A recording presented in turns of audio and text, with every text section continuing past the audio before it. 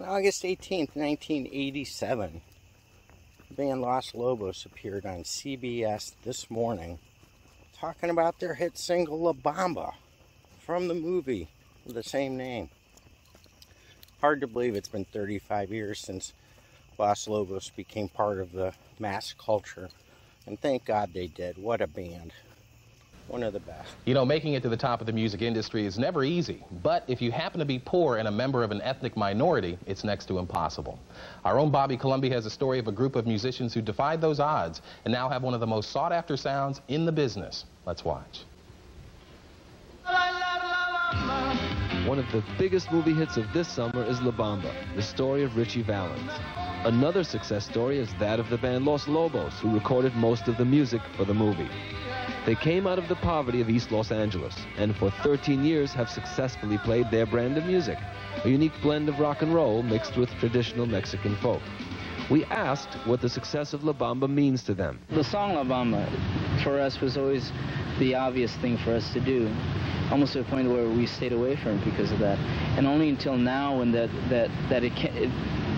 can't really be treated as a novelty, because it's tied in with a movie which you know, is about him and about his life, and now the project seems right for us to record it, because it adds all the integrity that you need to you know, pull off a song that otherwise could just be written off as just some, you know, cute little pop tune. When you were growing up, what did the music of Richie Valens mean to you?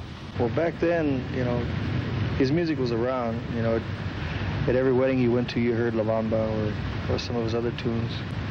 But we'd heard the name, but didn't really know much about him. It wasn't until a few years, well, it's about 10 years ago or something, where we started looking into his music and trying to find out more about him, more about his career. And we started playing his music, you know, trying to expose it, I guess.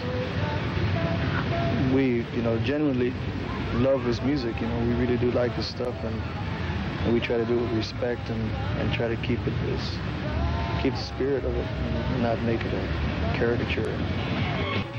What was your reaction when you saw La Bamba?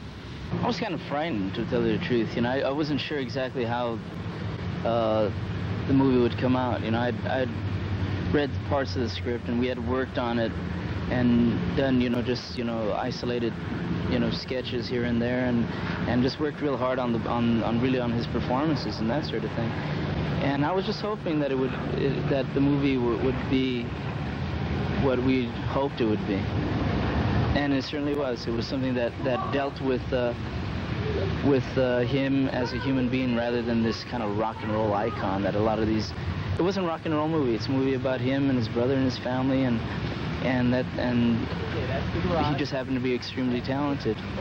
There's just one spot where we did a cameo that I'm a little embarrassed about, but you know, it's just, you know, you sit there and you look at yourself, you know, 60 feet tall right there, and that's the only thing, you know, I could probably do with that. But overall, I think it was a great picture.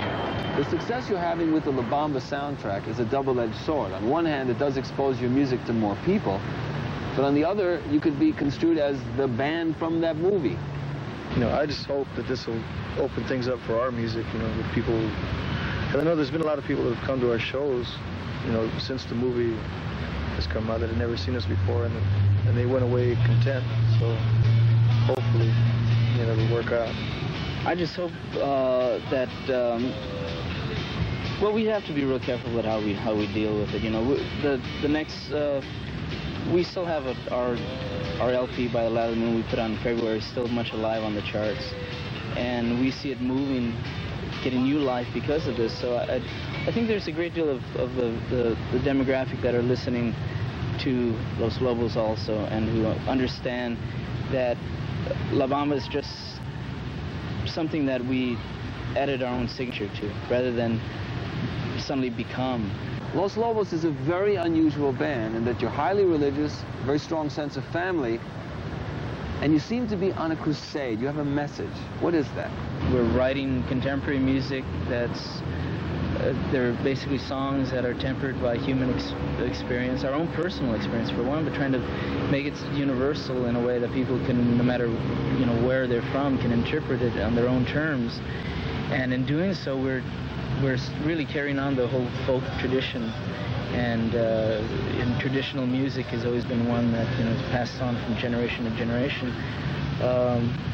If anything, that's the one crusade that we might be set out to do is something that has to do with preserving who we are.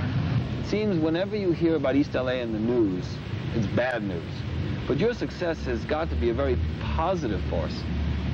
We're out there, trying to, let people know that we're human beings with feelings, and that we're not necessarily, these guys with switchblades and bandanas that run around killing each other.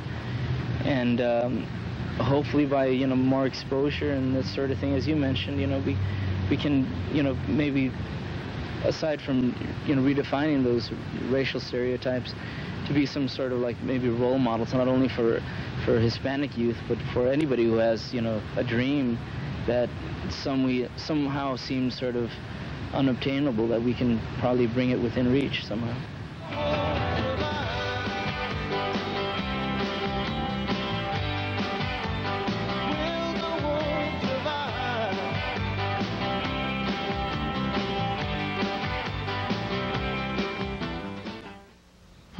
Great band. Los Lobos means? The Wolves. The Wolves. And you had an interesting thing about what's going on? Well, music, especially rock and roll, was black and white for the longest time, but now you're seeing shades of brown. You have a Hispanic rock and roll band. There's a heavy metal band out of Japan called Loudness. So it's a global village of rock and roll. And of course, the one person who put black and white together a while back was the man we just celebrated the death of his anniversary, Elvis Presley. So it's been an exciting week music-wise, I think.